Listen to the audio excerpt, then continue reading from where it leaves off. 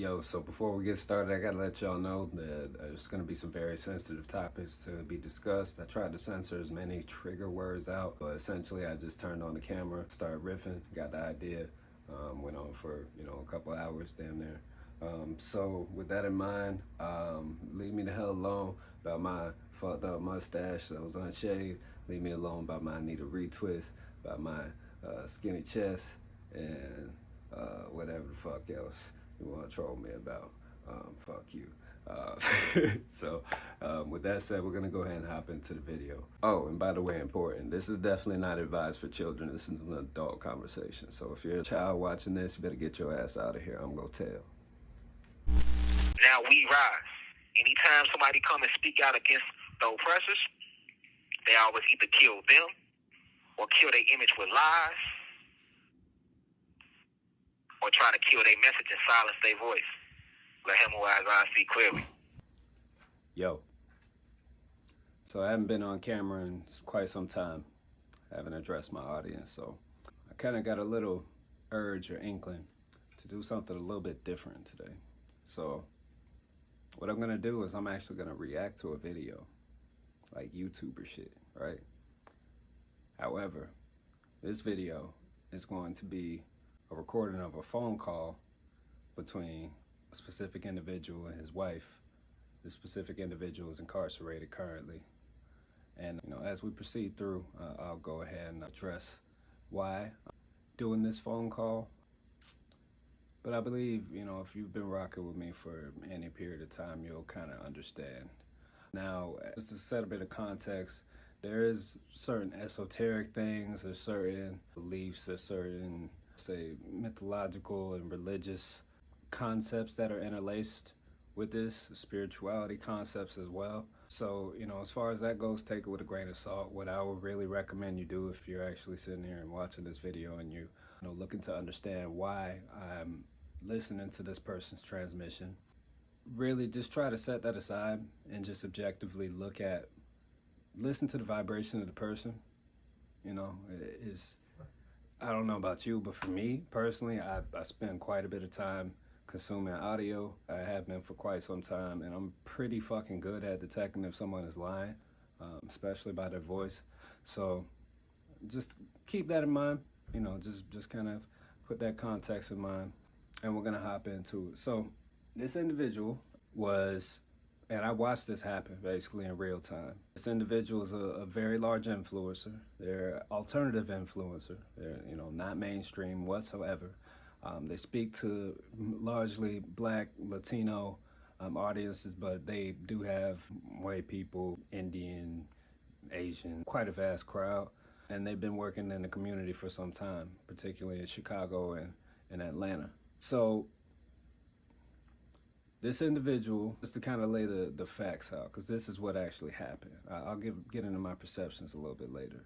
But this individual was traveling in a vehicle with his wife and his two daughters, two children, in the back seat. They're in the truck. And essentially the police tracked them. He already knew that they were trying to get him, even though there wasn't a warrant, and then there was, and then there wasn't, and there's all sorts of like weird shit going on. We'll get into that. But essentially, they tracked him. They cut him off in traffic, like in the middle of an intersection. Like 3, 4, 5 different squad cars swarmed around him. Officers jumped out, all had assault rifles, trained on their children. Again, I repeat, the assault rifles were trained on their children. These are officers, right? Police officers. This man isn't armed. I mean, it's him and his wife. But they didn't train him on him. They trained him on the children. So I just wanted you to bear that in mind. That's what they had to do to basically arrest this guy. Since then, he had a bond hearing. They revoked the bond. They said no bond. Now, the charges themselves are very, very fucking shady, to say the very least. But again, I'm going to kind of let him speak on it just a bit. I'm sure he's going to touch on it a little bit. His audience, this happened back in early May. I want to say like May 3rd. His audience hasn't heard from him since then, except like, a month ago, apparently he sent out like a little 4-minute clip through his wife. But This is the first time he's actually done any manner of long form content. It's about 13 minutes as far as this particular transmission. It's called the State of the Cosmic Union Address. So we're going to get into it. Peace to the gods and goddesses of planet Kai. Peace, many positive energy, always creates elevation. Also want to send peace to all the high vibrational human beings, the Caucasians and Asians, Mexicans, Dravidians, and Arabs. As you know, this university is open to everybody, and this university only stands for peace. I'm coming to you to bring awareness to my situation. I'm not asking for any violence, just for us to move in peace, which is positive energy. Once again, it always creates elevation. Grand Rising Cosmic Family. I am aware that millions of souls who have not heard from me since April, so I'm writing this email to provide all of my students and supporters worldwide with an update personally from the horse's mouth. I have been detained since May 3rd. I am currently being held in Barrow County Jail, located in Winder, Georgia, about an hour and a half north of the city of Atlanta, Georgia, which is where I reside along with my wife and kids. Rashad. For context, if you're catching this on YouTube later, it's currently August 28th, 2022. Jamal has always been very transparent with his audience, and I made the public aware of the charges placed against me last September of 2021 in a live lecture I did called Dirty Cops, in which I exposed the lies and fabrications placed upon my character. The live video has since been deleted and mysteriously removed. I would have spoke up sooner. Now, I'm going to pause that for just a second because that particular video, I remember that video. I watched probably about halfway through. And I was going to go back to kind of touch back on it and see, because he was saying some very interesting things. And honestly, a lot of the things he was saying, I either had personal experience with myself, or I'm pretty sure they weren't fucking far-fetched. So just kind of seeing the way this played out. And again, we'll kind of get into it a little bit later. But it's very telling that they deleted that specific video where he was talking about this going to happen in September of last year. He was saying it, and he said it multiple times. But I'm only allowed out myself for 30 minutes a day, and I don't want anything to happen to me as well as my family. He's only allowed out of his cell for 30 minutes a day. So for those of you who have not been incarcerated before, what that means is he is on 23.5-hour lockdown. Not 23-hour lockdown, 23.5-hour lockdown. This is it's pretty much only reserved for people who have really, really violent tendencies or violent charges, shit like that. His isn't that. And he's gonna touch on it, what it actually is again. But 23.5-hour lockdown. Can you imagine being in the same cell, a room the size probably of a bathroom? Most of you, it's probably about half of your bathroom. If I recall, the last time I saw a cell, it was about 6 by 12 foot.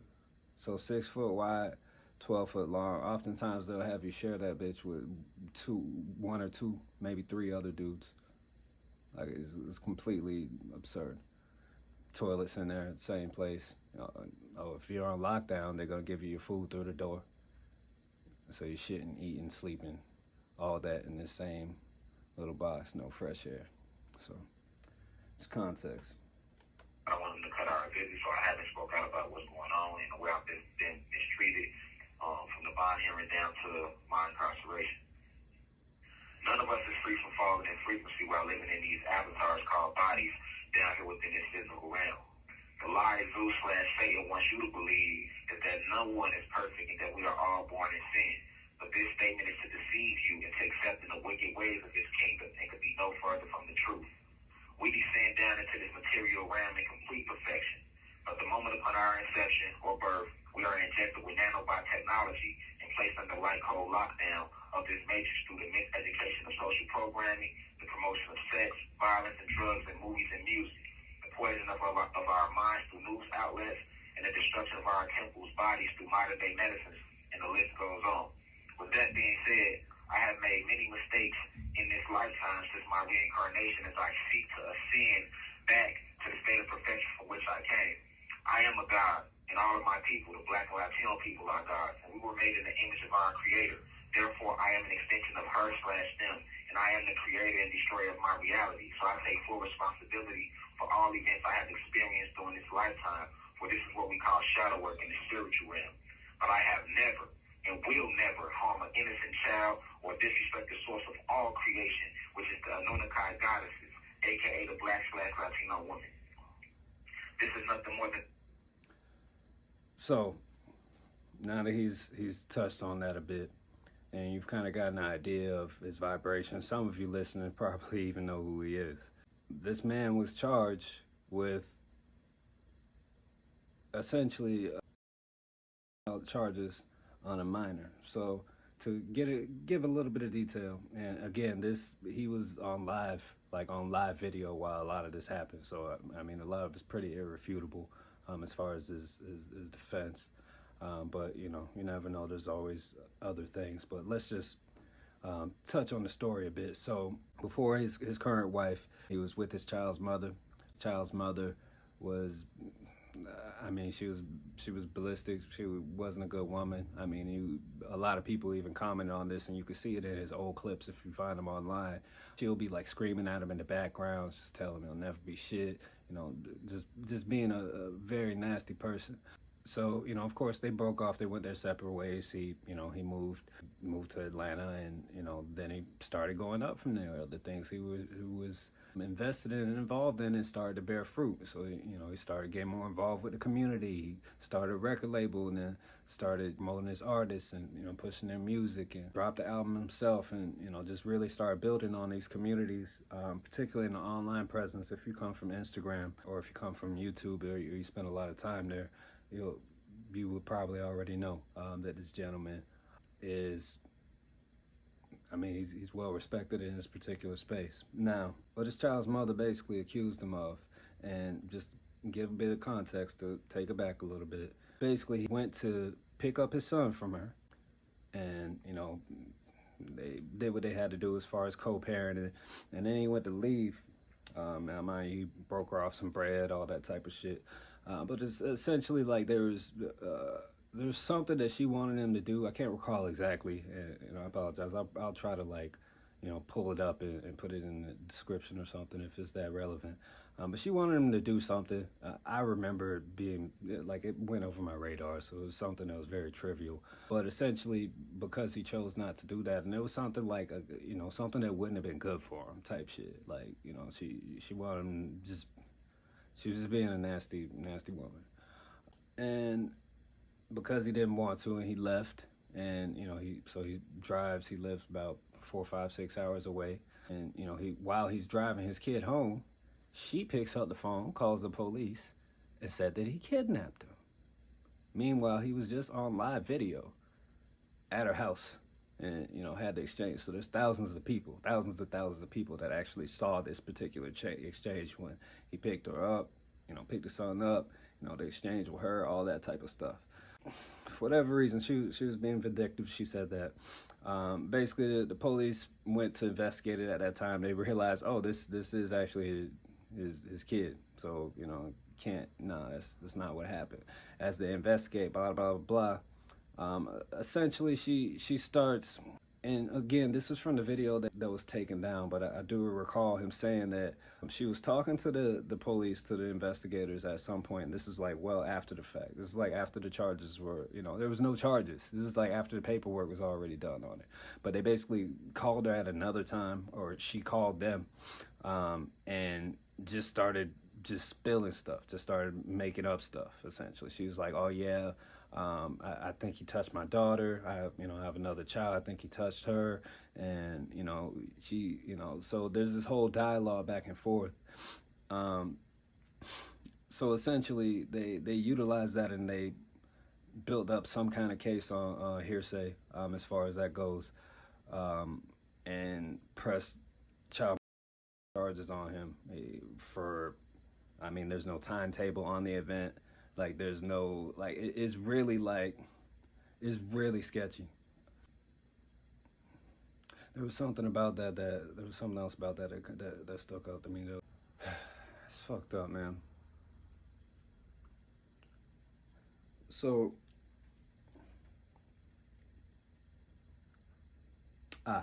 this is what it was. So, when they first asked the child, like, the police officers questioned the child, obviously, when this first occurred. and they're asking the child's basically saying it didn't happen. But then after like a couple, like 2 or 3 months or so, like they, like brought back for question again type shit. And from there, essentially it was pretty clear that the child was coached. It said very specific things. Like said like he grabbed my hand and told me to touch his private part. Like just shit like that. And it's like, even when you see the dude, well, if you ever seen the video of the dude, when you see him talking about it, you could tell how much it infuriates him. And I know this fucking feeling. You could tell how much it infuriated him that those statements were even being considered or regarded heavy enough to actually even put into, some sort of fucking court case or something to that effect, when she was really being vindictive. Let's just go ahead and continue from there. So just long story short, basically, baby mom pressed false charges on him.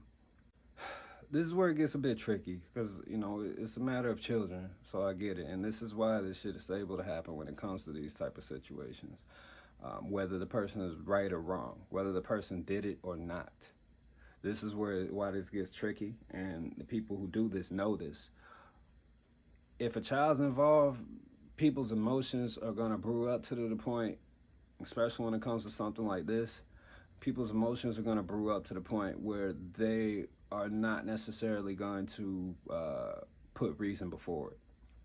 So what I mean by this is, there's a lot of people who deal with trauma on their own. There's people, who've had children that dealt with trauma, parents that have, etc. Different communities got different statistics on certain things and stuff, and I'm not here to make one of those types of videos.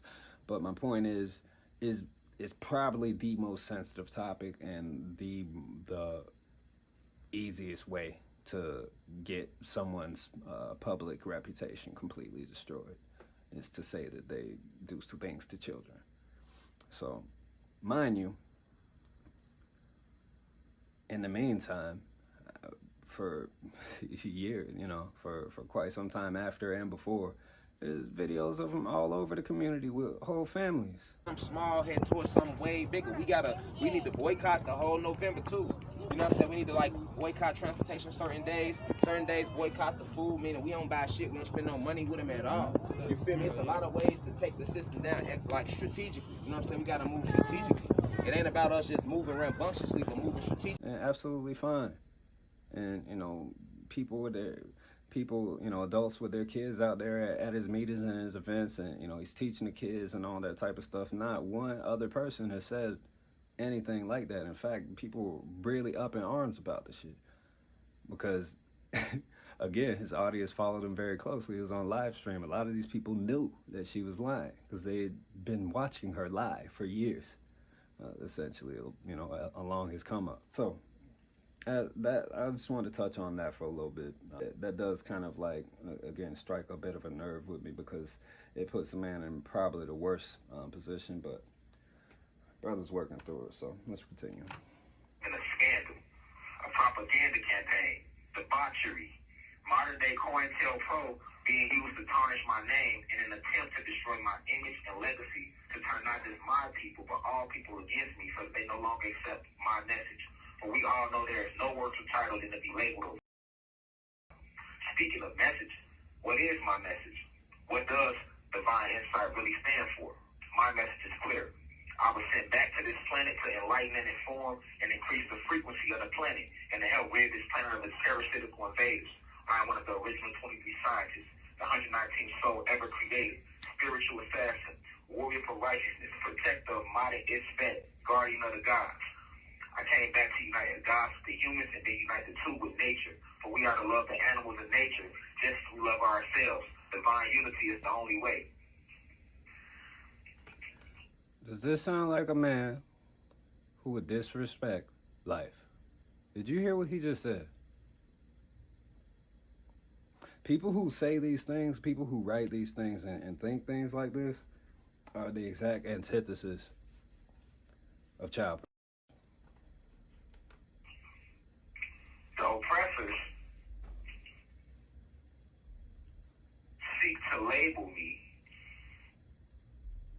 a pedophile because I courage to speak out against them and expose their lies, plots, and plans within their satanic kingdom, as opposed to labeling me what I really am, which is a black activist, scientist, philosopher, historian, philanthropist, author, revolutionary poet, and a public speaker working hard to raise the vibration of the collective consciousness.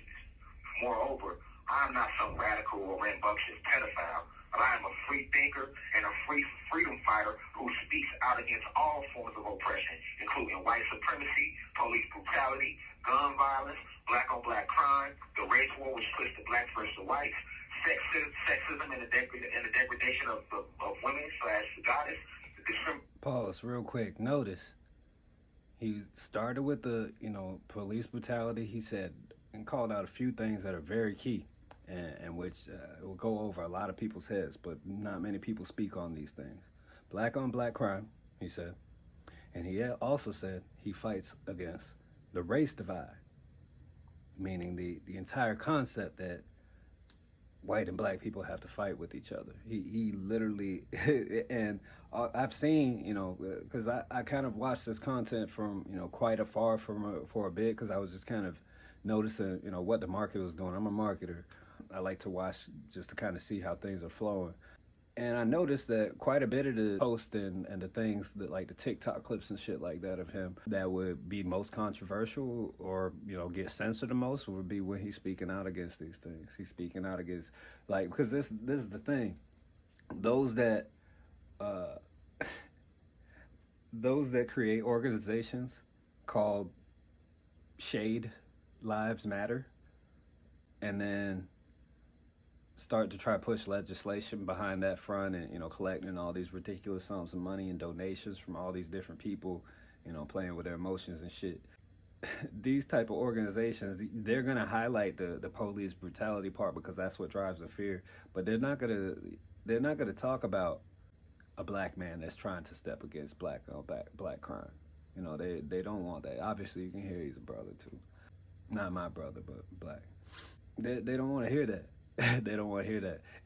They don't want to hear the same person that's talking about police brutality saying, hey, there's a racial divide and we need to fix our ideology on how we look at each other. Even if we're not exactly the same, we can still coexist. Like, they don't want to hear that shit coming from somebody who's also piping the horn on police brutality and has actually been in the streets enough to know what really is going on. I mean, in real streets, and again, in Chicago, all around Chicago, known on the street side for, and all around Atlanta, known around there, plenty of other places, I'm sure. But it just kind of says a lot, right? It says a lot. Discrimination of the LGBT community, body shaming, and the discrimination versus the whites, sexism and the degradation, body shaming, and the discrimination against fat people. Kids who get bullied, and I'm also an advocate for the blue crystal baby / the youth of today who get judged and are misunderstood, as well as the elders of yesteryear who deserve the utmost respect for paving the way for everything taking place today. I speak out for all people, regardless of race, religion, sexual preference, or social status. In a world that thrives off negative energy and division, I stand for positive energy and unity. What is taking place with my situation is truly a travesty. I am being castigated for a crime I did not. So, just to kind of validate, because I'm a man that looks at data, right? So I'm not just going to hop on a bandwagon on anything. It's very rare that I even follow any particular movement because I don't really trust anybody to that degree to follow anybody. However, I pay attention to consistency, right? If there's consistency in the data, then there's something to look out there. This man was just basically railed off all the things that he's fighting for, that he has passion for. You can hear the passion in his voice. And on the same token, said he stands for peace, right? Peace before everything. He started off this call with peace. Every single video, I mean all of them, that I've seen of this man, he'll start it out by saying, peace and light to everyone. Peace means positive elevation. Always, he has this really cool acronym for it. I tweeted before. It's positive elevation, always creating this. I'm gonna put it in the fucking YouTube video. But you know, it's evident, and you know, again, I've every video that I've seen her do, and I went through quite a few. I'm not gonna cap. Like, I went through quite a few of them over the last year or so. Actually, no, it's really only been about 6 months. I only became aware of him about January. I seen the face and heard the name, but I didn't know who it was. But when I started watching the content, and I even watched some of his private content on his website, quite a bit of it, he starts it like that every time. Even if he's in like if he starts a video, because he was consistently live streaming for his audience, like at least once a week, twice a week. So if he starts a video and say for example if his mood's not right, he'll make sure to reset the mood and reset the energy. Use his crystals and sound bowls and meditation, breathing techniques, certain spirituals and stuff like that, and just make sure to set the tone for everyone, because the topics that he would talk about oftentimes could get people in a space to where they could be, argumentative and combative and stuff like that. But he presents it in such a way that his audience understands that, no, we gotta, right now we gotta sit down and chill so we can actually kind of come to understand what's going on and put some pieces together. Now, as far as the content of what he's saying and the validity of everything or not, I'm not going to sit here and say, oh, everything this man says is the Bible, because I don't know, to be honest. What I can say is me being a grown-ass man and being exposed to his content and putting some of the things he was saying together with some of the things that I've learned already.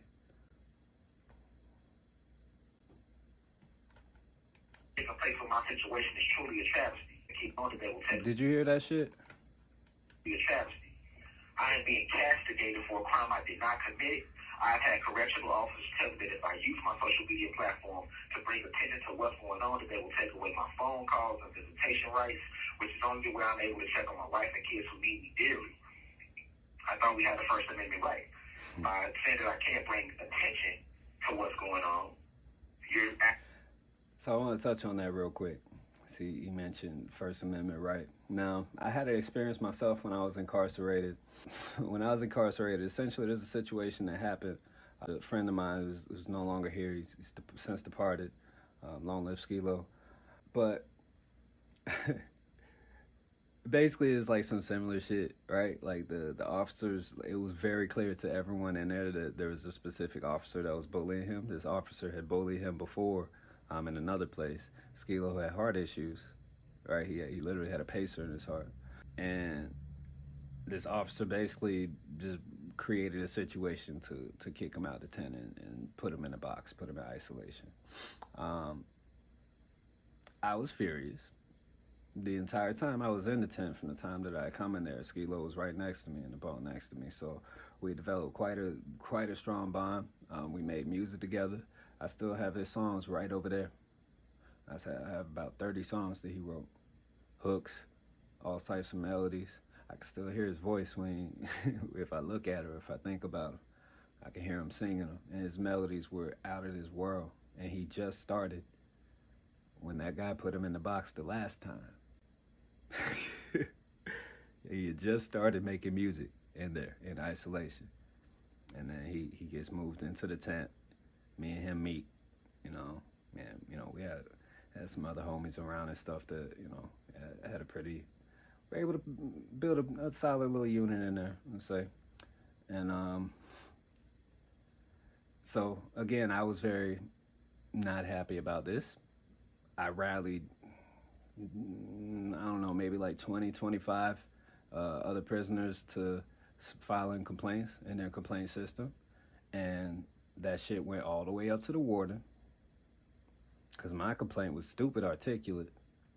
Plus, you got complaints of, like, for example, there's this guy in there who was like a multimillionaire. He was always in there for DUIs, and everybody knew him. And apparently, he donated all type of money to the jails, and helped get people jobs out of jail and shit like that. So he was known by both all the officers in there and the inmates. He was like kind of like a local old head celebrity. You ever see like those rich white guys, like the guy that was in Scarface, the Frank guy that Tony Montana worked for?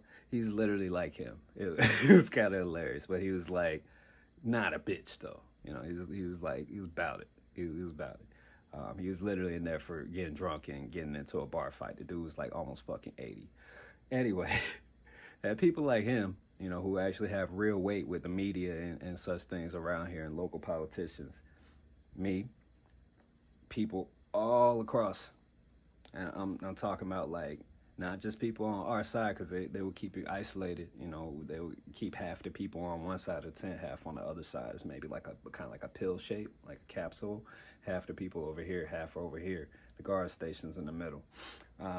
So I had not only like a good 50% of the people on this side file complaints, but also probably a good 5 or 6, 7 people came from over on the other side directly to me. Was like, yo, what the fuck happened with SKILO? What was that? What was that shit about? Yo, what can I do? And I had them do the same thing, right?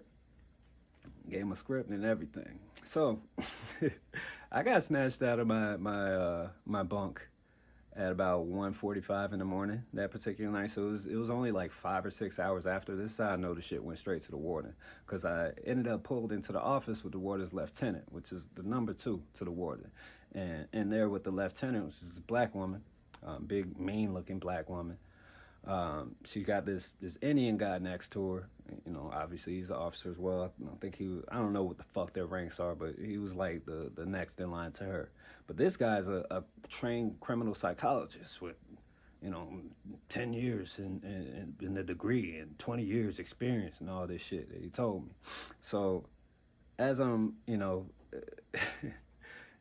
just basically the way the story broke down, they pulled me out of the tent. Everybody in there was fucking scared, because that's not really a thing that they normally do at 1:45 in the fucking morning. But nonetheless, they pulled me out of the tent. They had the scariest motherfucker walk me over. I'm not scared of him, but he's the motherfucker that everybody else was scared of. The guy was like 6'8". He was actually the one who authorized for SKILO to be sent to the box. So it just perception-wise, it probably looked terrifying to them. When I got back, there's people who were usually asleep that were not asleep, and they were waiting to see what happened when I came back. And I found that very interesting, because these are like grown-ass men and got other shit to do. They're all criminals and shit, right? So they had pulled me out of there. They pulled me into that office. It's just me and a bunch of officers. They pulled me in there, closed the door. She's got like this old wooden desk that she's sitting behind, and she's got this shitty old fucking Dell computer sitting there. And, you know, I see she's like watching the camera replays and stuff like that, and just trying to basically figure out what's going on. So they start questioning me, and they start asking me, oh, what do you have to do with this? What was your motivation for, you know, filing this complaint and this stuff? I was like, I was pretty clear, you know. So they're asking these things, and they're basically like, oh, how do you know him? You know, what do you even know what he's done? Do you know what he's in for? I know what he's supposedly in here for. I don't know what he's done, no. But I judge a man at face value. You know what I do know is I worked with this man before in a professional setting. I even laid it out to them. I was like, I was the manager. It was at this place. It was a corporation. You can look it up. And I was his manager. He was one of 60 employees that I trained. He was in my classroom, and he was very good in my classroom, and he was so good that I actually, me and the other supervisors and managers at the time chose him to help the other students out, because he was that helpful. I was like, we make music together in here. That's all we do. So the reason why I filed this complaint is because this guy was boop, boop, bop, bop, bop. He's going through this. I'm not going to get into all the details. That'd be for another video. But, you know, just basically talking about what the CEO did. It wasn't right, right? Now, the Indian clinical or criminal psychologist cop looks at me. He's like, well, you know, well, your wristband is broken. What happened to your wristband? How did you cut it? Like, nah, it was too tight. I asked him multiple times to loosen it up, so I chewed it. I didn't cut it. I didn't have nothing to cut it with. I'm in jail. Ah, damn it. All right, well, your shoes, your slides, they have markings on them. You know, that's That's vandalism of state property. These aren't my shoes, buddy. I'm a houseman. I didn't call him buddy. Obviously, I was the most fucking immaculate person that they've ever spoken to, especially at 1, 2 o'clock in the morning, because my words were literally impeccable. I was so fucking ready for this. Now, so he says that. I'm like, no, I'm a houseman. Yeah, borrowed it from, one of my neighbors. It's his shoes, which was the absolute truth, and they could see that in my eyes. So basically, they kept going back and forth, and they were trying to. First, they started with trying to kind of like down him, and try to play me up like I'm too good to try to pursue something to help him. And then when they realized that shit wasn't working because it was bullshit, then they tried to switch it around to try to scare me into the outside charges that they suddenly thought of that they could place on me, because I wasn't thinking the way that they wanted to. But that didn't work either. So then they just let me the fuck go. The next day I was out. I had no bond. But what I found was interesting was during that time, and this is why I paused this video where Rashad was talking about this, there was a point in that conversation where that criminal psychologist, Indian guy, and mind you, the whole time the lieutenant's just sitting there like this. I don't even think she asked me a question. She might have asked me one thing. But the guy asked me, or as I'm explaining why I'm doing certain things, and mind you, I'm standing on law. I'm standing on legalities and rights, right? He said, "Oh, when you're in here, you have no rights. You signed away your rights on that piece of paper when you were processed in. You have no rights in here." Oh, there goes the light. You want to tell me I have no rights? That was when I checked out. That was when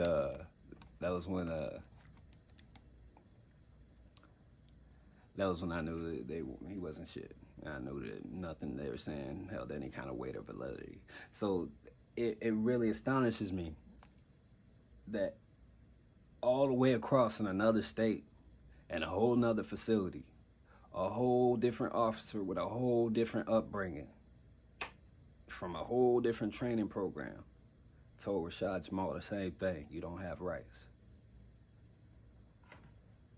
Yeah, that's who it is, Rashad Jamal.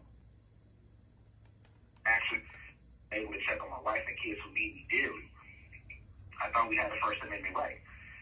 Saying that I can't bring attention to what's going on, you're actually proving the fact on which I always stated in all my lectures, that as descendants or the children of former slaves, that we do not have any rights in this country.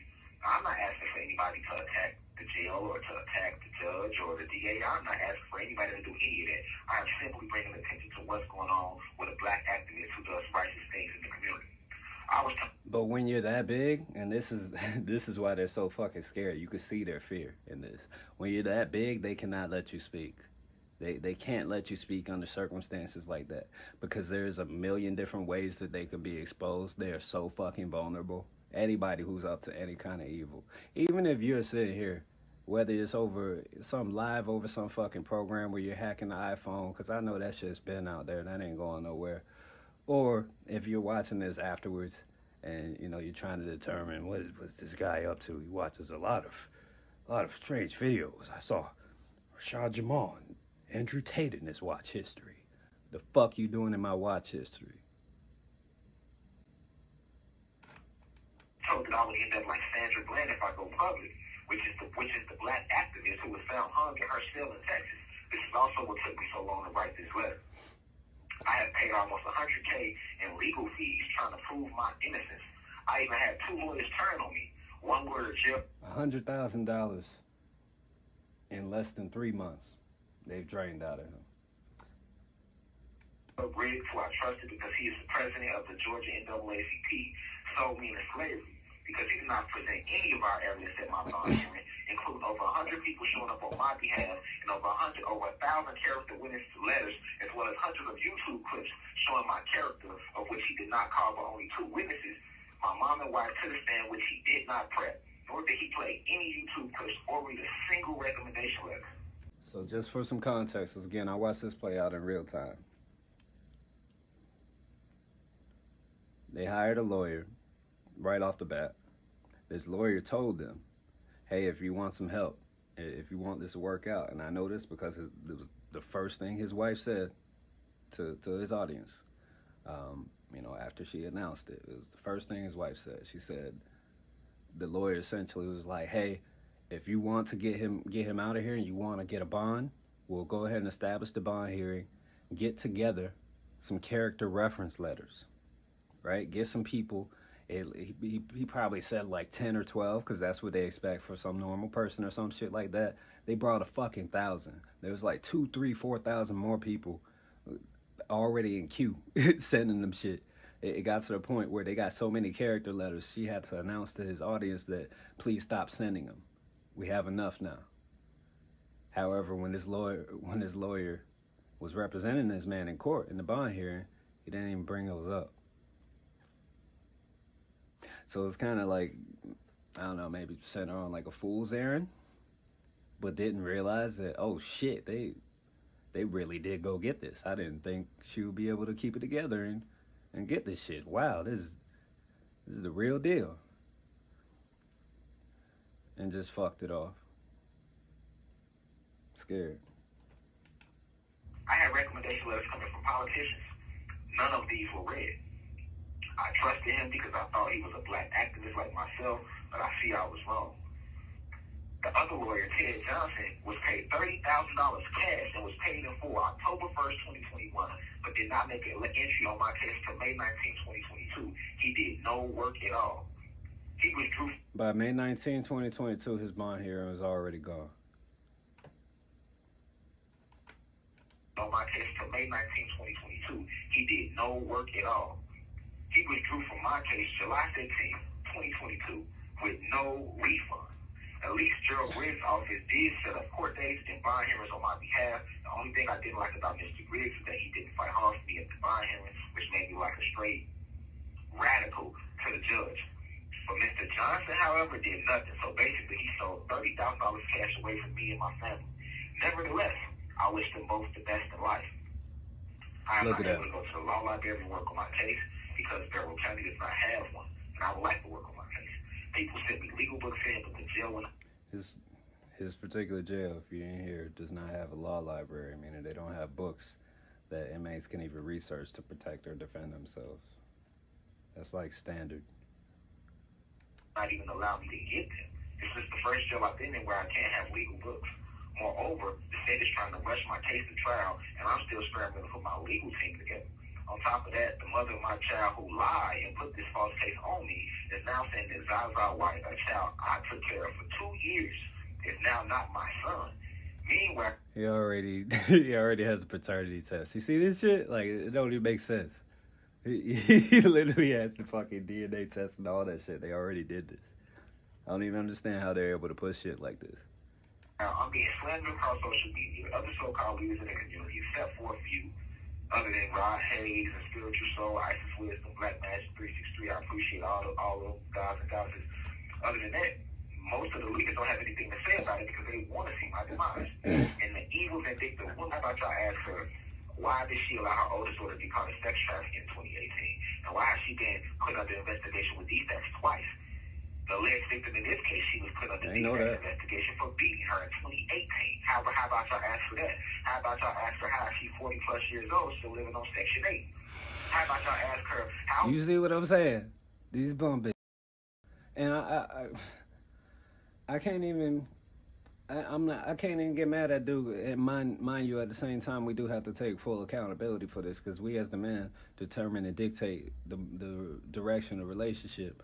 But if you go back to the dude's history, you could see that when he was with this girl, he was just getting it together. He was just figuring it out. He was just starting to build up an audience. He had maybe like a couple hundred to 1,000 people watching him on Facebook Live. How fucking long ago was it since you watched a Facebook Live? Right? So he started from that position. He didn't have nothing. Dude ain't had no locks. He wearing like regular polo collar shirts and shit like that. He was just a regular man trying to get his footing. and got caught up with the wrong woman, had a child with her, and she's stuck on bullshit. And you'll see that trend. You'll see that throughout it. But she's literally the cornerstone of this case. This case would not have been built up if she didn't. Essentially, there was basically like a big back and forth with her and some particular police force, to where they basically wanted him so bad that they were like, hey, whatever you got going on, we'll wipe that away. We'll get it out of, we'll get rid of it. We just need you to, like, are you sure that your daughter didn't say, maybe he said something inappropriate or made her feel uncomfortable? Are you sure? That shit. How is it that just 5 months after putting this fake case on me, how are you out here catching cases with your oldest daughter? You're supposed to be teaching her right from wrong. She caught 2 felony cases November 2021, and they were for theft. So she's out here stealing. But, let him who has eyes see clearly. Nevertheless, I'm not asking for any harm to come her way or to anybody's way. I wish all of them the best, because the ancestors will always have the last laugh, and everything lasts, and everything happens in divine order. But let the record reflect. Marcus Garvey, Malcolm X, and Martin Luther King, as well as JFK, spoke out against oppression and all ended up assassinated. Bar Marley spoke out through his music, and he ended up with a needle filled with poison in his shoes. The Black Panther spoke out and all ended up dead or in jail. Left Eye spoke out and ended up dead in Honduras. Princess Diana spoke out and ended up dead in a car crash. Tupac spoke out and was gunned down in Vegas. Michael Jackson warned us through songs like, it don't matter if you black or white, and they don't really care about us, and he was killed by his doctor and was labeled a pedophile majority of his career. Now, according to Dick Gregory, and this is just kind of a side point, but according to him, it wasn't actually the doctor. The doctor was kind of the cover up for it, and he keeps jugging him with the needles afterwards to try to get a pulse, with the IV and shit like that. And but it turned out he had already been killed by a laser from a drone.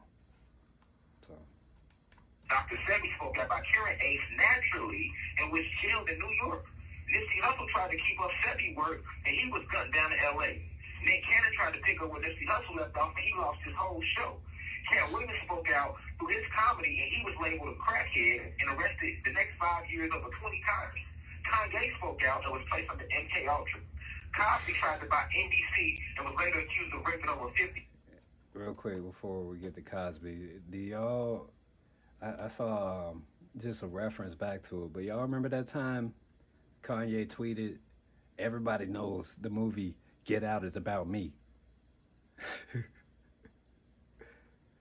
Ooh, we be wondering why he be doing that wild shit. Placed under MK Ultra.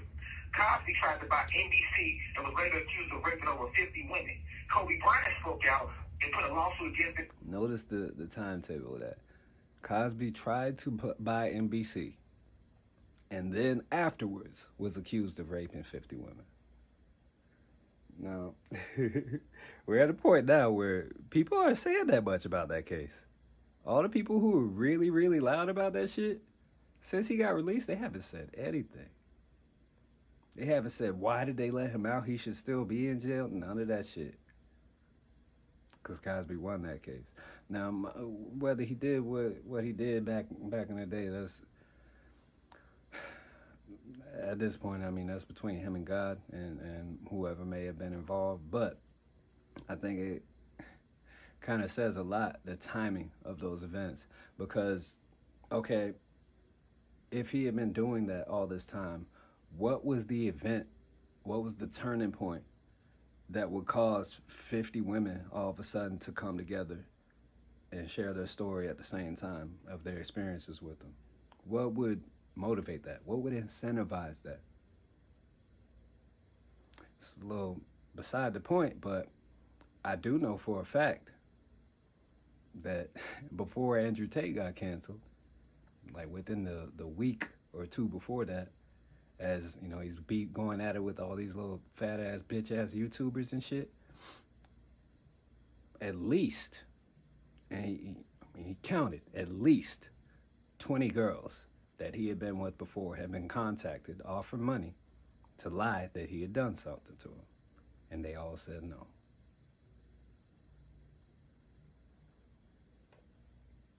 Just throwing that out there. I don't know if it's necessarily connection, but it's definitely a fucking correlation. Big Pharma, and they crashed his helicopter with him and Gigi in it. Mine spoke out and put a lawsuit against Big Pharma, and they crashed his helicopter with him and Gigi in it. Dave Chappelle spoke out and lost his show. I didn't know Kobe had a lawsuit on Big Pharma. Rashad Jamal spoke out, and now he gets falsely accused of child molestation. Let him wear his eyes see clearly. And let me go ahead and put it in there, and I might get thrashed for this, but I don't give a fuck at this point because, honestly, I'm speaking my opinions. It is what it is. Dr. Malachi Z. York, whether or not he... I'm put it this way. Honestly, it seems very evident that he didn't do none of that shit. That the feds placed all that shit on him. I do know for a fact the time that the specific time he was arrested. I know these details from, well, not speaking with directly, but listening to the family speak. I'm not gonna say where, but the family and some of the lawyers, mind you. Essentially, what the FBI did was, okay. So for those who don't know, Dr. Malachi Z. York has like 126 kids. He built an entire community. They're known as the Nuwapians. They're very not liked by certain federal organizations within the U.S. However, what they did was they broke off basically entirely. They built their own community. Everything was entirely self-sufficient. I'm talking about it was the real deal. And not only that, but they started teaching and like traveling and teaching other people how to do the same. At the same time, they were sharing, certain history and esoteric knowledge. Malachi York had been trained in. He had essentially, as far as I don't know what they call it, a degree or whatever. There's degrees in theology. So he was trained in Christian theology. Basically mastered it in Christian theology, Islam. There's like basically 4 or 5 of the major religions. He had went up to the highest rank. He, of course, was in Freemasonry and all that stuff, kind of accelerated from that or whatever. So he was talking from a perspective that was a lot different. He started speaking about things from ancient Egypt or Kemet. Some of this you see overlapping people's content, like his. What woke you up to the New World Order, these globalist elites and eugenicists? The main thing that woke me up to it was a writer named Dr. York, a spiritual teacher from Brooklyn.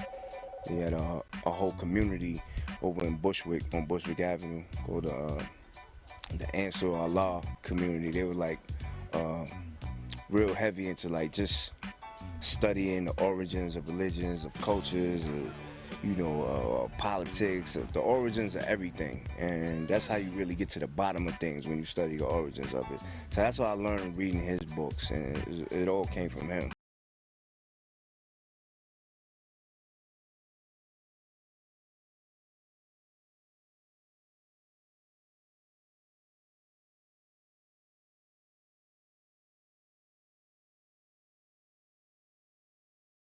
Nation of you.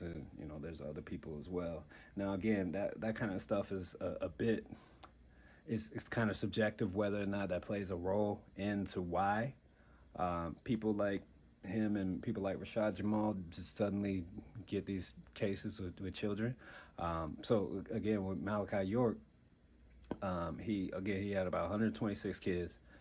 Now, he's got plenty of them at the community, but some of them live, throughout the U.S. Some of them in Florida with the mother, some of them in Georgia, et cetera, et cetera. He has, like, other communities throughout there, other properties, all that stuff. Basically, he was bringing a bunch of his family, so a bunch of his actual kids, to their community. He had to rent a charter bus because there was like fucking 60 of them that they were moving at that particular time. So he's driving this charter bus, he gets pulled by the feds, and they charge him with trafficking children.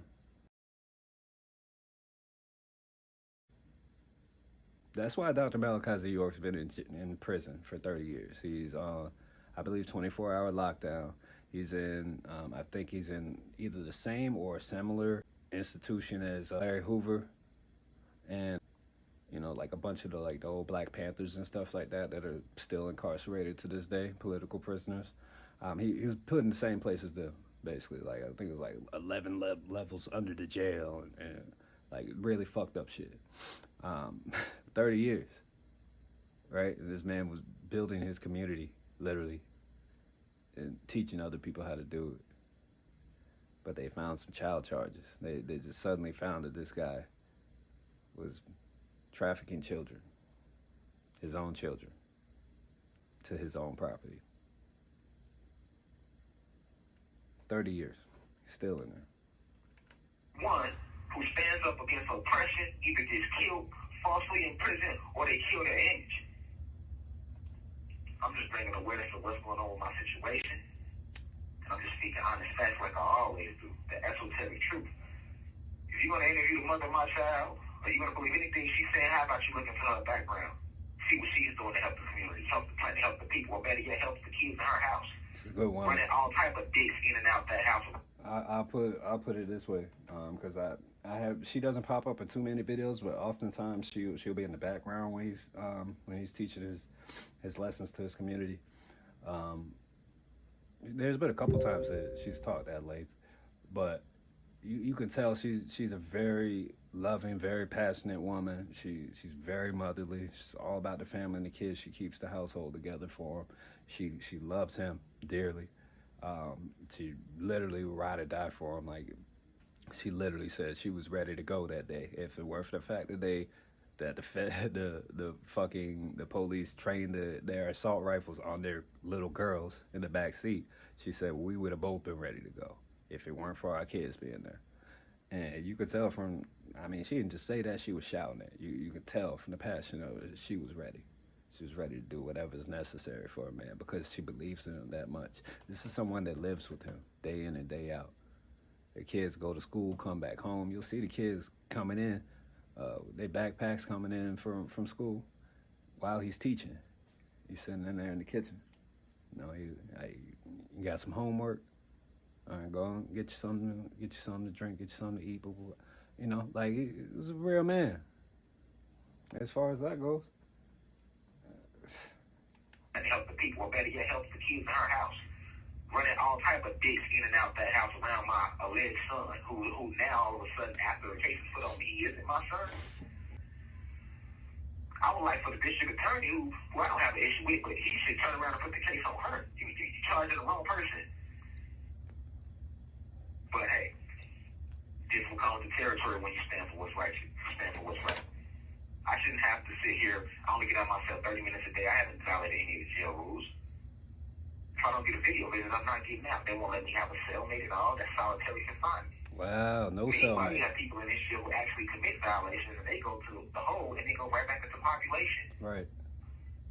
I'm not getting the medical treatment I need. I'm not allowed to express my freedom of religion, which is Ifa in a way, and spirituality, because they're forcing me to use toothpaste with fluoride in it. They won't give me any fruit.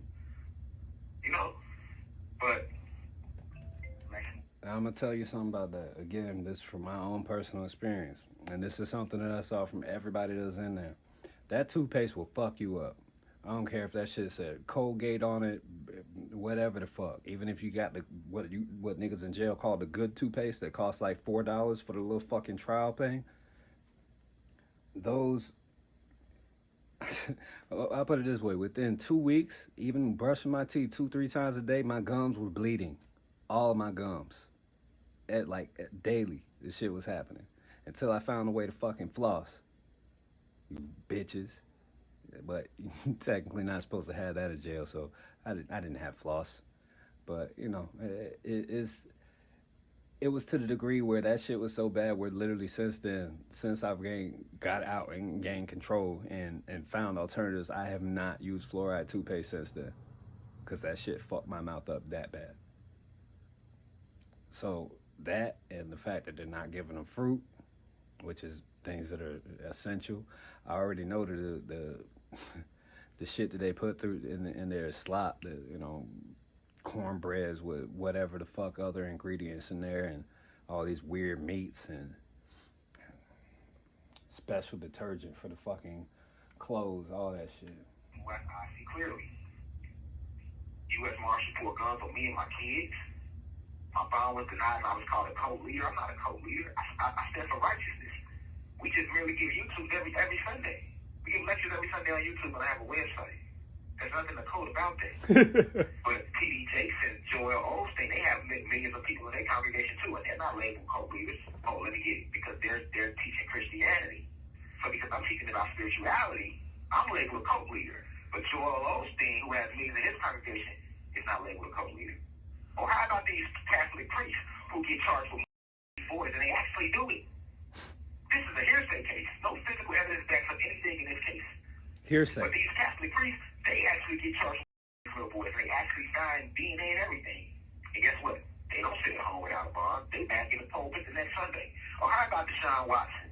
He's been charged with over 26 women have came out and claimed sexual misconduct against him, but he's still allowed to run quarterback options for the Cleveland Browns every Sunday.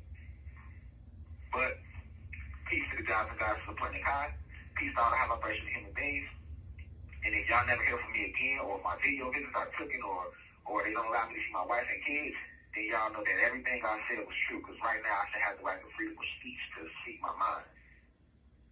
Now we rise, I leave as I come. I say. And again, you see, even at the end of the video, just like I was saying earlier, every video he'll start it with peace, and as you see, he'll end it with it, even though he's obviously very upset. I mean, the man's incarcerated, he's in jail right now. But on the same token, he's still keeping in mind the things that are important to him. So for that reason, and this was my first time listening through this. I actually just saw this. This was posted yesterday. It has about 17,000 views. This is a fucking video recording of an iPhone of him talking out of it. 17,000 views. So that shows how significant it is as far as with the audience. So let me just give some thoughts on this. So first, I want to send prayers and peace to the brother. I really believe and expect and hope to see him on the victorious end of this fight and come out on the other end. I hope all these things aren't true, because all things considered, even if you're not a believer of esoteric knowledge and spirituality and whatnot, a lot of the information the dude was providing was very helpful to people. And even towards the end, I remember they actually cut him off. Fucking fruit fly. They actually cut him off essentially in the middle of what he was doing was a 7-week meditation or 7-week chakra cleanse challenge for his audience. I think he got to like week 2 or 3, where he was going outside and basically spending an hour showing them different meditations. There's certain, I think there's like crystal alignments and certain sound bowls, and there was certain breath work that he was doing with mudras and stuff. Hold on, I gotta get this motherfucking fruit fly. Anyway, I'll put it this way. I've been training and practicing yoga myself for about 12 years. I haven't been very consistent recently, but I do take time to meditate. I take time to ground myself. I take time. I've recently been sun gazing, and a lot of that was from advice that I received from just on the specific times a day to do it as more helpful, what's effective for, and all that stuff. And I saw fruits from those results. And this is coming from a person who spent 10, 12 years exploring different types of yoga, hatha yoga, Taoist yoga in Asia, and vinyasa yoga, power yoga, tantra, ninjutsu. That was actually my first exposure to the mudras. So that was what caught my attention when he was giving that particular information, because the mudras he was saying or teaching were accurate. They're actually the real deal. And he was directing it in such a way to where it would be beneficial for the person's body and their energy and all these things. A lot of these things I talk about in my fucking raps, to be honest, but that was very intriguing to me, because I know personally that these same mudras can be utilized to charge and store enough energy within your body to kill someone with your hands and feet very easily. So with that said, the fact that he was teaching people how to do it for good, And he wasn't getting into it. Like, he didn't show like the techniques I learned in my ninjutsu book. He didn't show none of that type of shit. It was nowhere near that. So I brought that up to say, really, to show the contrast in what he's teaching and what they're presenting as far as what he's doing. Because as he sits in there now, you heard him say it, they're basically trying to paint him as like this radical cult leader, and he's gonna get a bunch of people to come and overthrow the jail and shit like that, when in reality it was, the day he got arrested and he had his court case, there was like 1,000 people standing outside the courtroom holding signs, and just speaking their mind, free speech.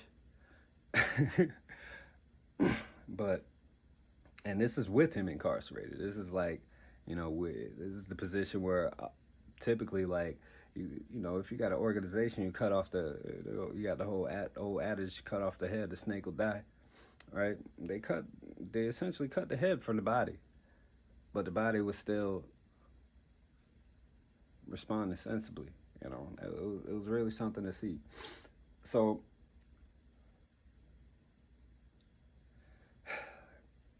we seem to be in a season and an era to where certain powers and certain oppressors feel that they have this magic bullet called cancellation. Now, if it's handled in the social media sphere, of course, all your social media accounts get canceled, shit like that. But if you're really a threat, then what they'll do is they'll try to paint these images and false stories on you. And again, I'm a marketer. Marketing is another word for propaganda. I've been in this industry for as long as I just told you. I've been in yoga, about 12, 13 years. What they start presenting is essentially these stories to completely destroy your credibility. They're not going to half-ass it and say, like, oh, you beat someone up or something like that. Like, even to the degree where it's like, if it's like, apologies to anybody this may trigger for speaking on this, but if it's on the topic of, like, say, for example, men's violence against women or something like that, they don't even really use that for these cases. They almost always go for some child shit or trafficking shit. It's basically one of those two. When everybody knows the biggest traffickers and the biggest child on the planet is this. Everybody. So that's why it almost doesn't surprise me at this point when I see that they place these specific charges on people like this, who galvanize people and who rally people together for a common good, a community. J. Edgar Hoover, when he established the FBI and Bush, the CIA and all that shit, they went by the premise, and this is documented, this is in paperwork, I can fucking drop a link in the description if necessary, but a lot of people know this already. They started it with the premise, well, and particularly in the civil rights era and whatnot, they were moving with the premise, and they essentially had this documentation for their, let's say, marching orders, to where their most important objective is to stop the rise of a black messiah. Now, if you break down the word messiah, really is, it doesn't mean like black Jesus coming back, but it's really like a black luminary that the people respond to, that can bring the people together and rise them up, right? Like rise up their vibration, rise the things that they're thinking and doing, build a community, that type of stuff. So we see over time, like, just as he mentioned Malcolm X, he mentioned Martin Luther King, it goes down the list on and on. And as time goes on, obviously these particular roles and shit change. So, like people in 2022, they're not going to listen to some preacher. They're not going to listen to a reverend. So Martin Luther King may not necessarily be effective in the TikTok era. However, they'll find the people who are amassing, these large followings and teaching or discussing with them things that, you know, it's alternative to mainstream knowledge. Just put it that way. I'm not finna go sneak on y'all, but shout out to Sneeko. So it always tends to go down this way. They always tend to do that, and it's almost to the degree where it's like, okay, you know, again, I brought up the canceling thing, right? Because it's kind of like, that was the old version of canceling before the internet. Just throw some fucking charges on somebody and throw them in jail. Now it's to the degree where I don't know if like they kind of found that jail's too malleable or like whatever the case is, but when they really want someone down, they'll not only cancel them on the internet, cancel all their social media accounts, of which, by the way, this dude was, they wouldn't let him go on IG, Instagram Live, and Facebook Live for extended months of time, just for whatever reason. But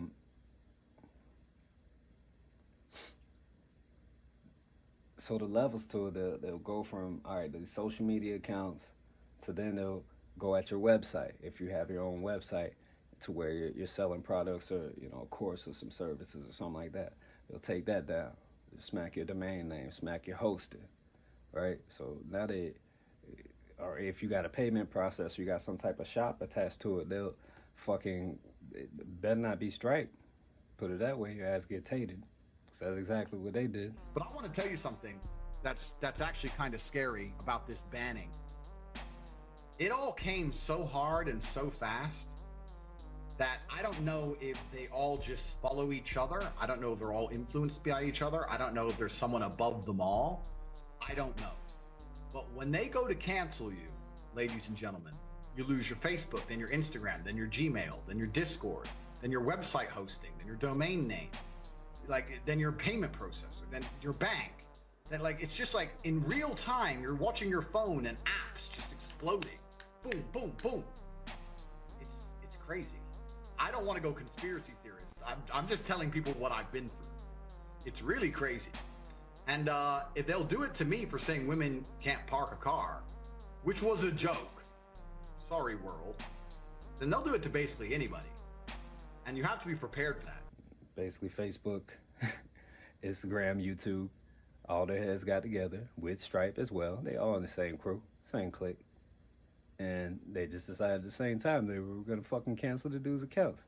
So it doesn't even just stop with social media. And this is why this shit is so important. And honestly, this is why I'm making this video. And I wanted to go from the perspective of someone who's actively fighting in the shit, like on you know, essentially the worst end of it.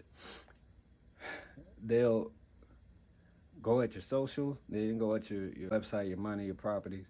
And then they'll even cancel your bank accounts. We already saw back in fucking in Canada when that truckers rally was going on, they started canceling and freezing people's accounts who were giving coffee and. As of today, a bank or other financial service provider will be able to immediately freeze or suspend an account without a court order. The CMA,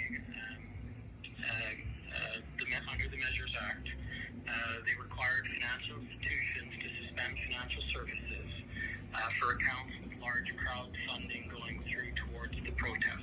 And who is they? This is the federal government. So Premier Justin Trudeau put out an announcement on Monday. I encourage you to look into it. But your account was caught up in that Measures Act announcement. And so you guys have not only frozen my account, but suspended my account? Well, frozen the account for now. I mean, we're working on this as well. With the Freedom Convoy here in Parliament Hill, Ottawa, and my bank account has gotten frozen. Shit, maybe they gave a couple bands or whatever. Maybe, you know, they gave a trucker enough money to get a little pistol protective stuff. I don't know what the fuck. But on the same token, you freezing somebody's accounts. I'm talking about thousands of people's accounts for sending money to another city. Like, you just all of a sudden decide that everyone that's in these trucks, they're not patriots and and great Canadians and Americans like they were when this story first started. Now they're dangerous. They're or they might be terrorists. So you reframe the laws and legalities and make it so that the people who have already sent them money are suddenly across some bounds that didn't exist before you decided to reframe it. It's called moving the goalposts. Bitches do that, literally.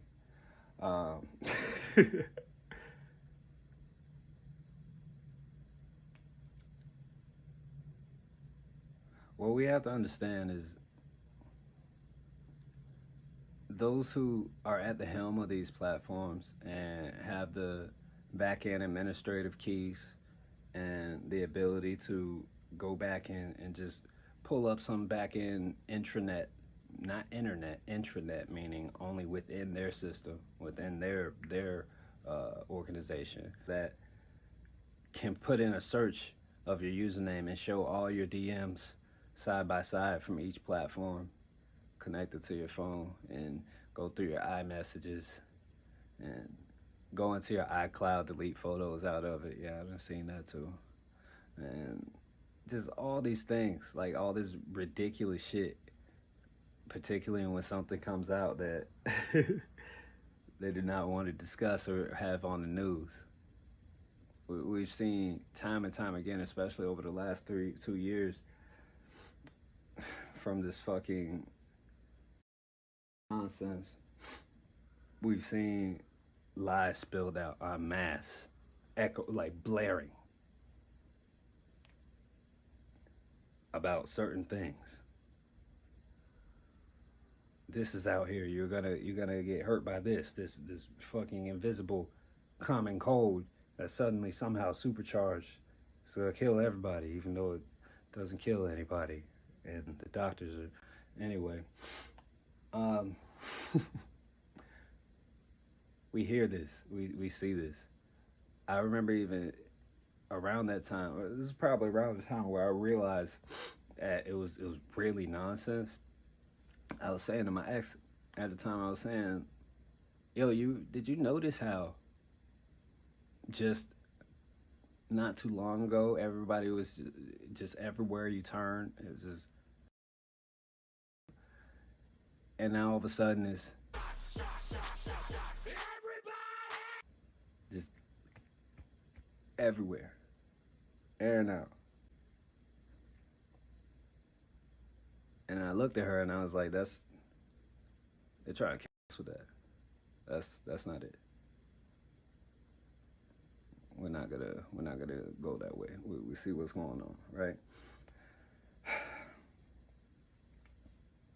Again, I'm not gonna get sneaky on y'all. Let y'all follow him on Twitch and see what he does on there. Check him out on YouTube. But I really just wanted to shed some light on some of these things. There's some real severe injustices going on, and this isn't just, with this particular case. I mentioned Andrew Tate because it's a much similar situation, honestly.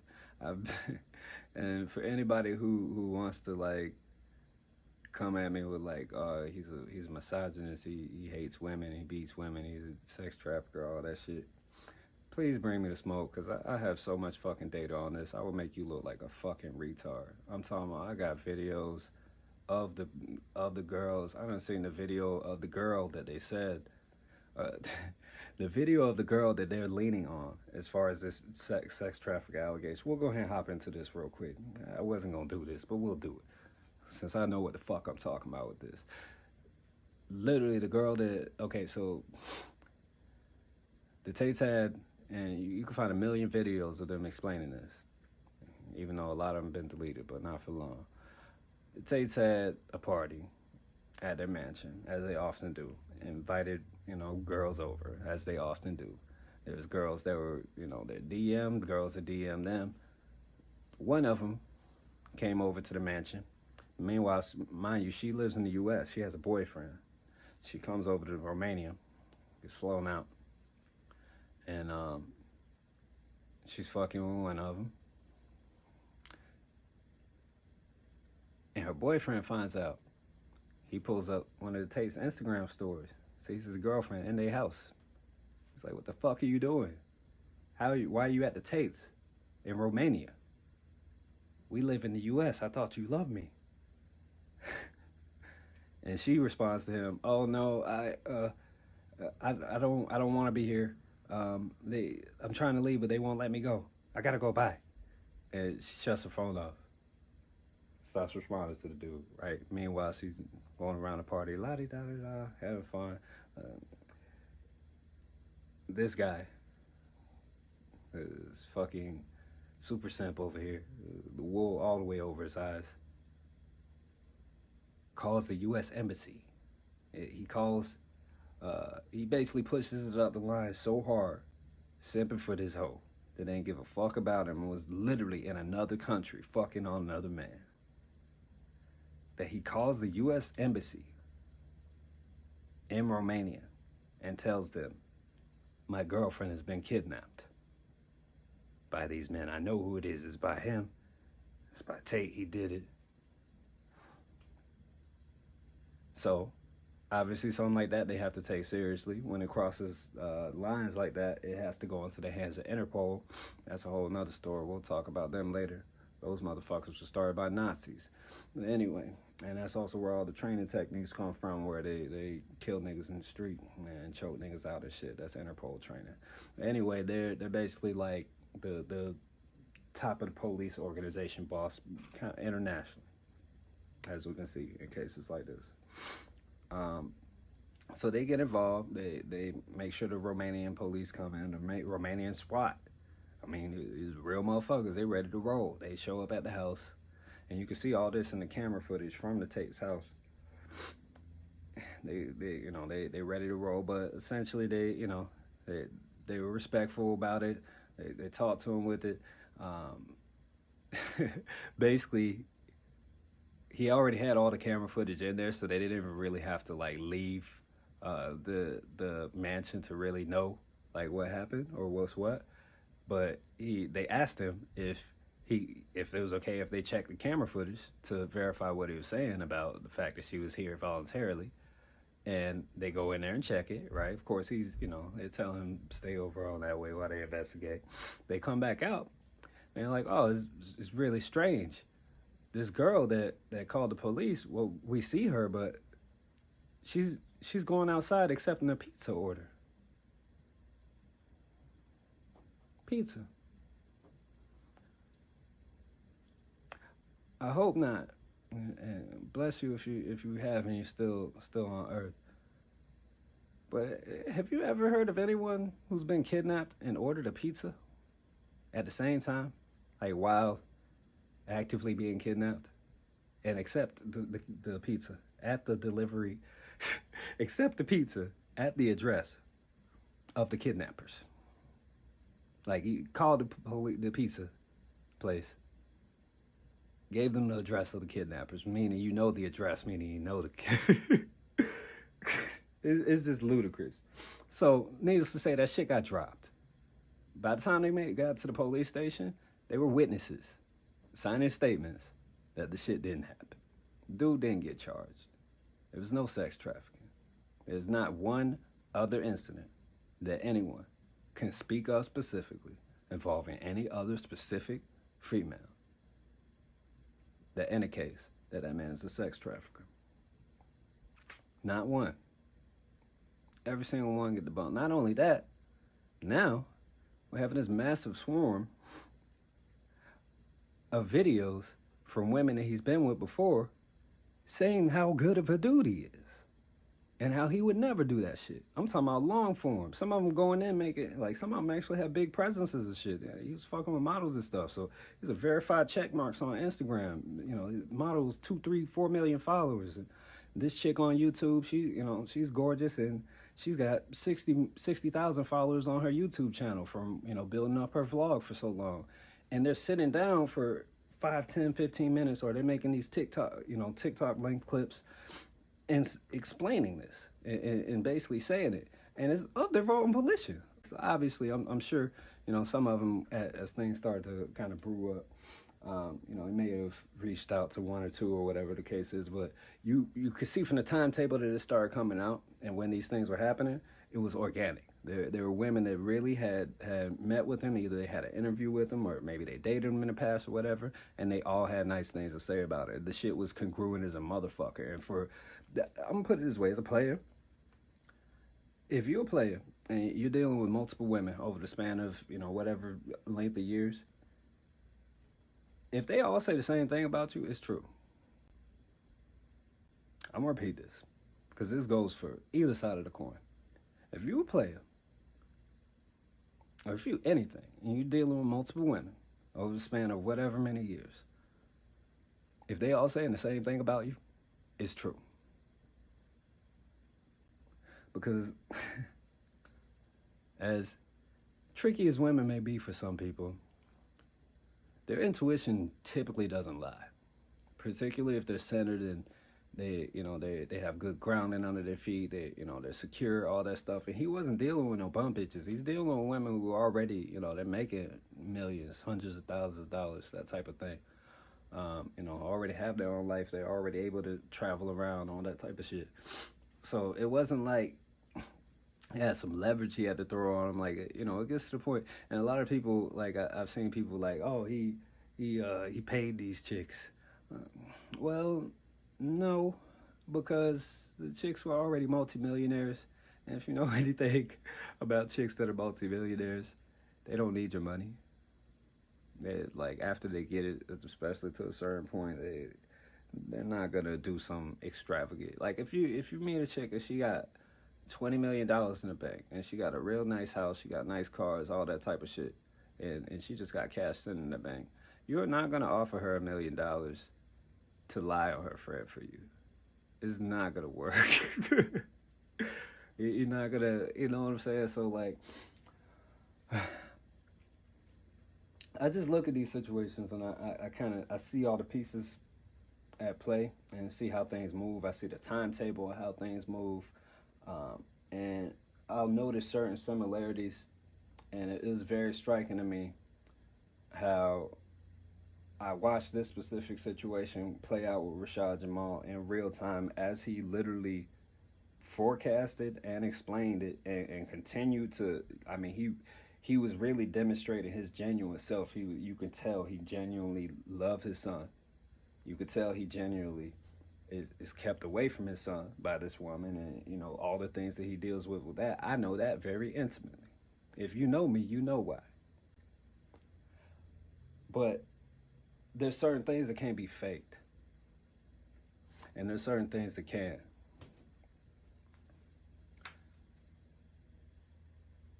If you're already a piece of shit mother or a piece of shit person, and you happen to be a mother,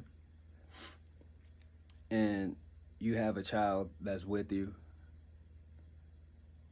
of let's say cognizant enough to speak and stuff like that, preteen, and you continuously tell them to do a certain thing, they're gonna do it. So even though the first time when the police asked the baby girl if Rashad had touched her or done anything appropriate and all that stuff, and she said no, one can kind of seem to understand particularly if the mom continues catching charges after this and she gets caught in legal trouble, and now she gotta wager her way out of it and shit. You tend to see there's a very clear path for that mother to coach that child into making those statements. It's not an impossibility. Not one of y'all out there can say that.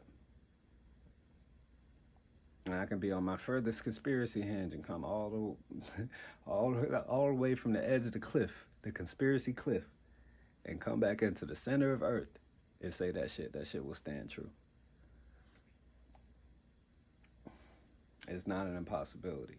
So with that said, it's a possibility. Now, is it probable? Possibly. But you see that.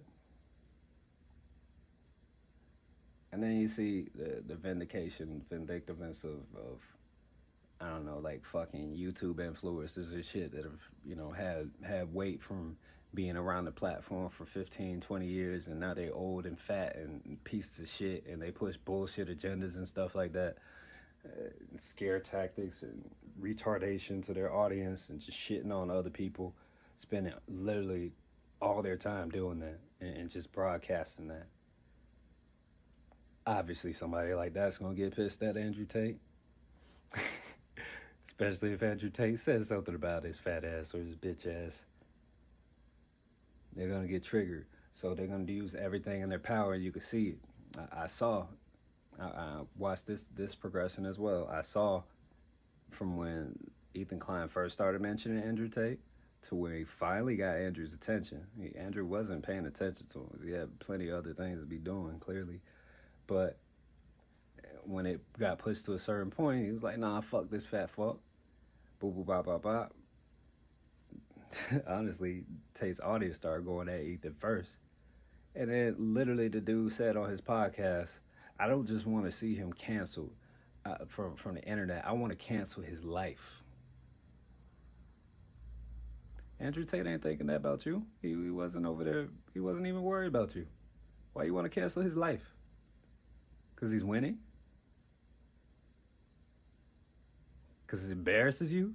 That you wasted fucking 20 years of your life being a idiot pothead on YouTube, and now you're just a fat piece of shit that draws idiot potheads, but you probably shit on them too? Any wife looks like a man.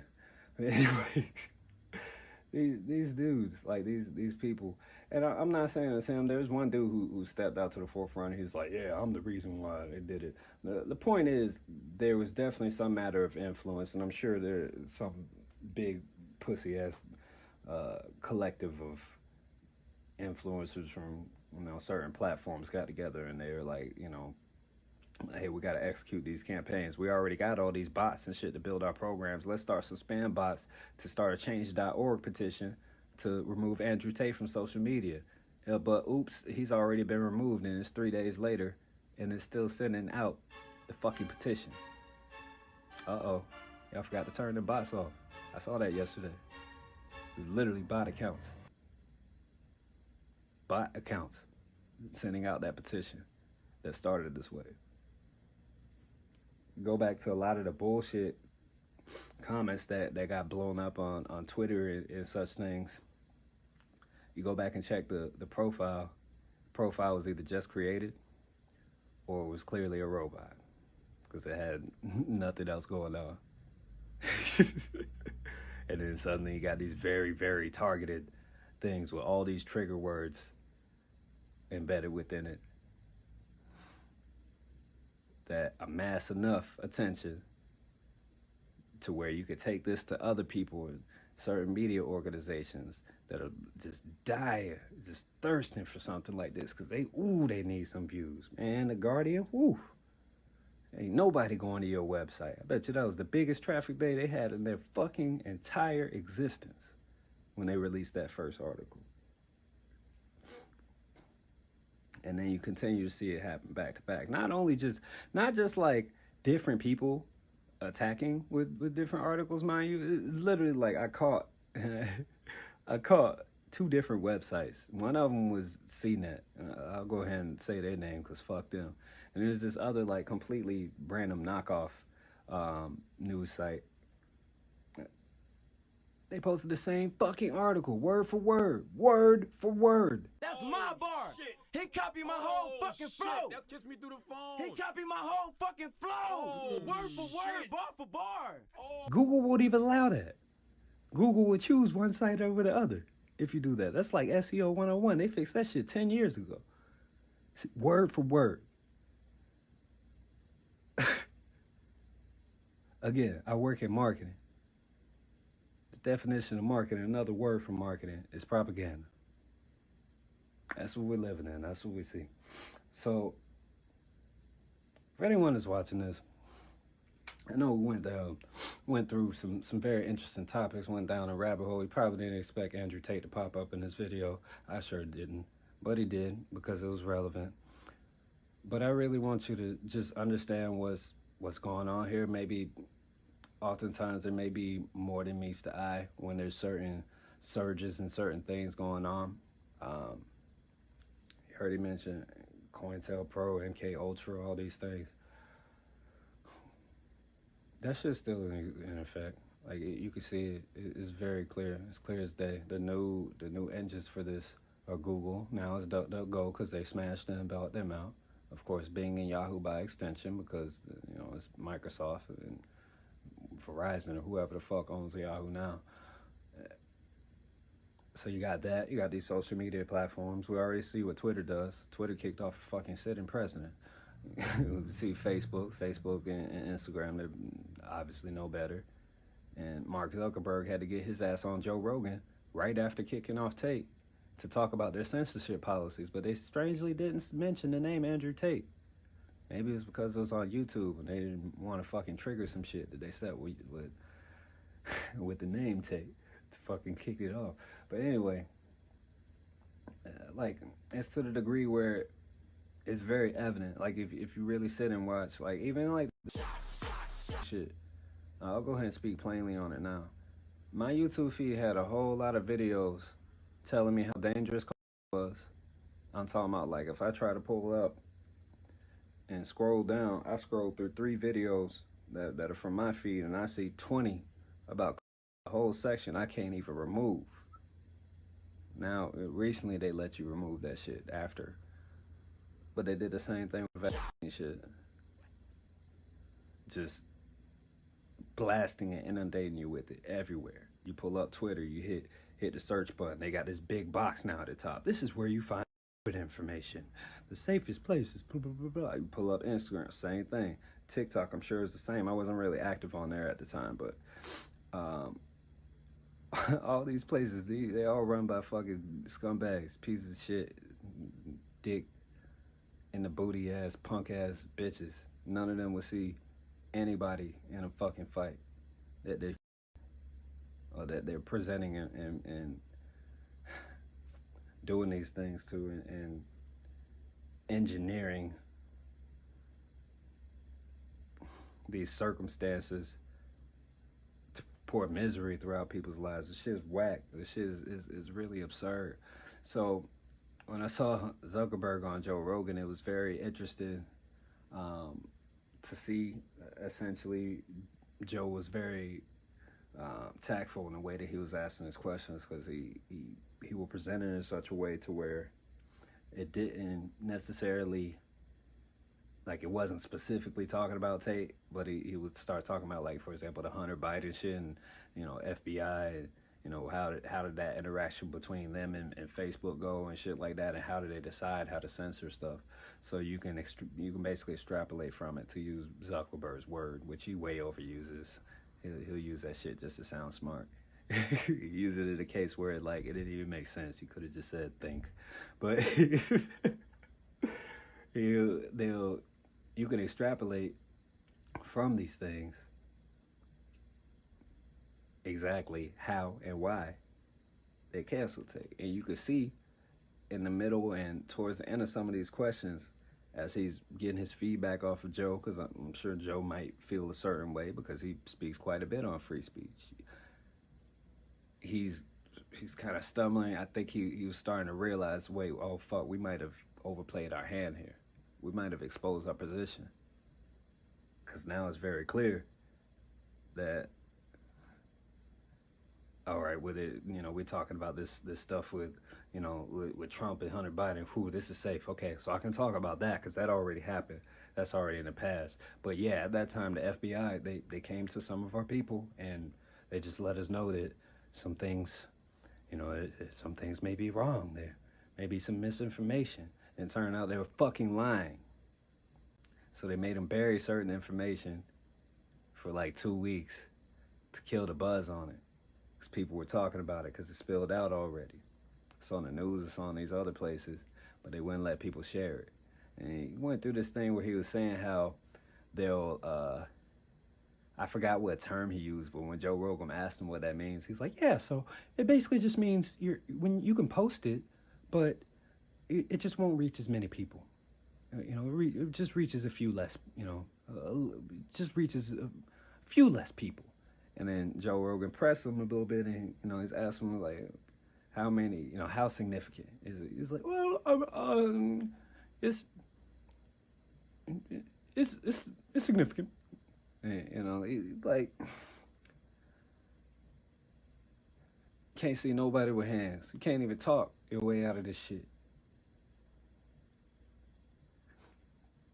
And then it got to where it was at the bottom of the barrel, and it was clear, oh, Joe Rogan actually did get you to verbally express, probably for the first time ever, especially on a public platform, that you are the one that some of these issues come up to. It comes directly to you. And then suddenly, oh, well, we decided to make this third-party program all nondescript. Yeah, there's this guy who I think he was supposed to run for Supreme Court. He was almost elected. He was very, very well celebrated free expression advocate. You notice he didn't say free speech. Free expression advocate that nobody's fucking heard of. Some old white dude from some random fucking state. And he helped me build the thing. So, okay, so you throwing your buddy under the bus. But you just said the issues come up to you, which one, you know what I'm saying? It don't make sense. That's when you know someone's bullshitting. That's when you know someone's lying. It's beyond media training and talking around and talking circles. Niggas literally deliberately lying. So if they're lying on something that's that simple, and honestly, it's something that kind of should be transparent as far as like how they are deciding. And this is the question too. It never got answered. Not really. Joe Rogan asked him, how do you discern if something is controversial enough to remove from your platform? He never answered it. The dude went on for like 15 fucking minutes. Not everybody out here watching a screen is dumb. Matter of fact, a lot of us see through the shit.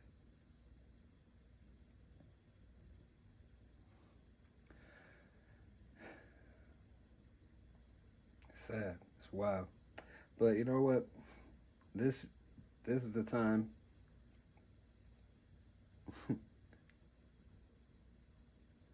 This is the time where all this is about to get exposed and flipped on its ass.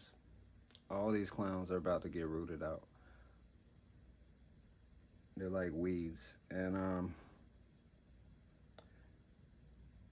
the red herring here, kind of like the wild hare in the ass of the world right now, interesting enough to say, is Andrew Tate.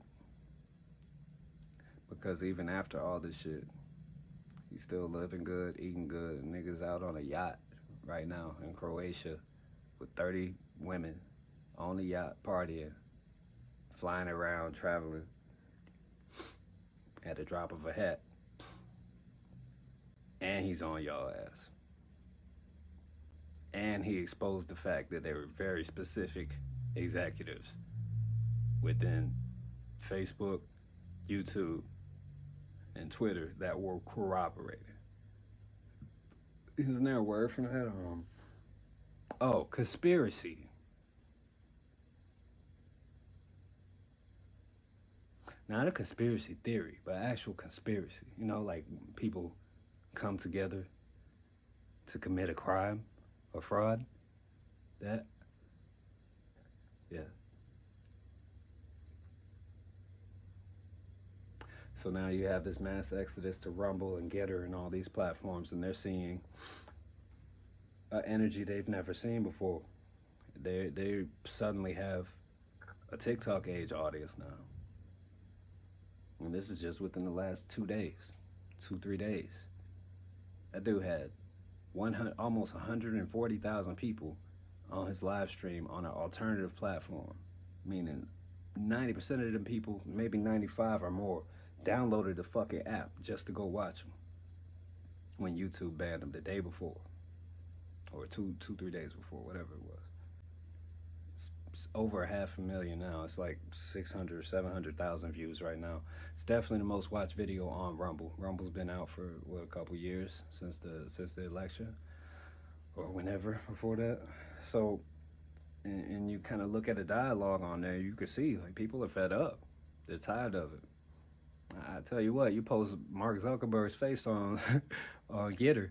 The old comment section going off on his ass about how many accounts he done closed of theirs. And I had a Facebook from 2010. This is like a girl. So this girl was like, I had a Facebook from 2010 that they took down during the election or during the, because they said I misinformed. So basically, because she said some shit about that was actually true that they were saying was not true at the time, they deleted her entire fucking profile that she had had for 10 years. The girl, she probably came up on Facebook in high school. Lost all her Spirit Day photos, all that shit. To, you know, older women, like old woman, I don't remember what this lady said, but I do remember she was like 64, 65. She had some real beef with, you know, so it's just like people are fed up. You know, everyone from old to young, men, women, they're tired of the shit. They're tired of the censorship. They're tired of the cancellation culture. They're tired of people falsely being accused of things, and then their perception. This is where you motherfuckers are gonna fuck up. This is where y'all fucking up. And I hope you're listening, but it's not gonna help you with me revealing this to you because you're doing it still. What's gonna happen is it's gonna get to a point where people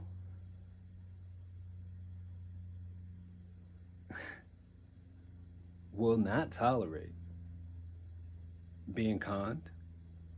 It's gonna get to the point where you're gonna con somebody, you're gonna con the people on something that obsessed them so much that they are actually going to wake up and come at you. That's what's gonna happen, because you get greedy. And not only you getting greedy, you're getting sloppy because you keep making all these mistakes. When you get fearful, you get sloppy, etc. You might be sitting there all cool and calm and collected, watching on the other end. This is to you, just in case this happens to get to, you know, some fucking federal agent or some sort, or some type of criminal. But we're seeing this first rumble of it with the Andrew Tate situation. The problem is with him is y'all tried to cancel him and that shit didn't work. So it's gonna get to a space where either A, he's gonna really start drawing enough of your audience away from those other platforms that you have them on to where it's actually a concern. Because I really am seeing more people spend more time on GETTR and Rumble. And we've seen this happen over and over again with y'all. I mean, what y'all did to Snapchat. So it's to the degree where you're going to try to run some play. And it's going to be a big play. Like how you did that whole thing in 2020. You know, try to run some play. It's going to completely miss the mark. Or if it doesn't miss the mark, it's going to hit. But something's going to happen to where either out of grief or out of some type of confusion or whatever the case is, people are going to notice that you were lying too quick for you to react. It's going to happen. If you go to the free throw line and you fire 100 shots, I don't give a fuck who you are. I don't care if you're that old coach, if you're Kobe Bryant, Kevin Durant, you are not making 100 free throws. Most you're going to make is 99. You're going to miss one. It's inevitable. Mathematics. I don't care what supercomputers you got going on, what type of quantum computing intelligence, what type of surveillance network you got going on the people, what type of profiling you doing on people, all these keywords searching and all these algorithms that you're putting together to try to figure out how the fuck people think, you gonna fuck up. And when you do,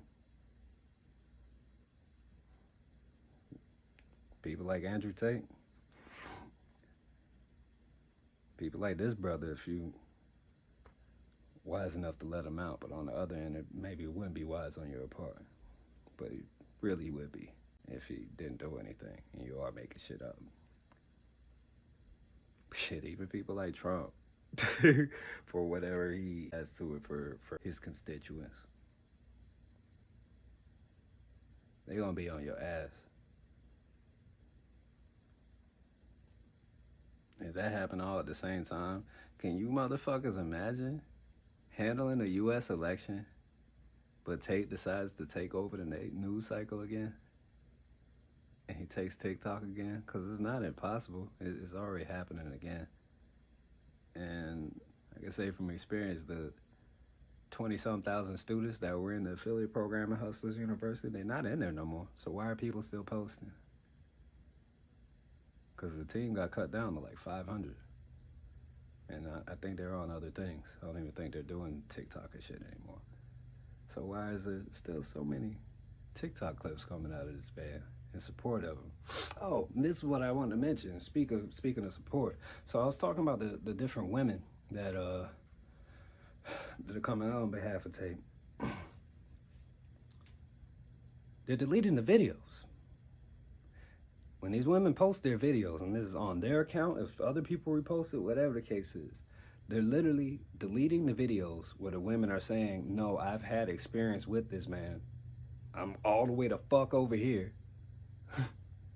But I met him 3-4 years ago, and we dated for a month, or I met him and we had dinner for a night and nothing else happened. They're deleting them. Why? Because you're scared. This is like,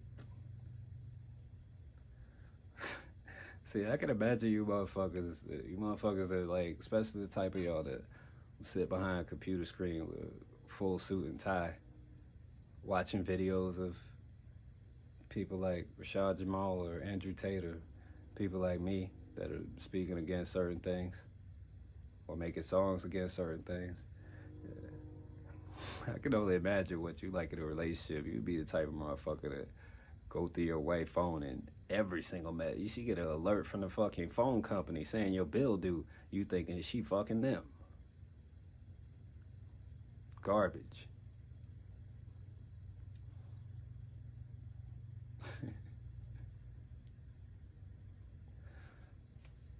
That's why I ain't got no respect for y'all. So, you hear from the brother, Rashad Jamal.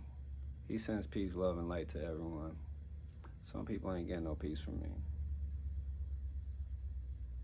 So, say all that to say, y'all fuck up and slip, and the real niggas start getting on your ass, I'm on your neck.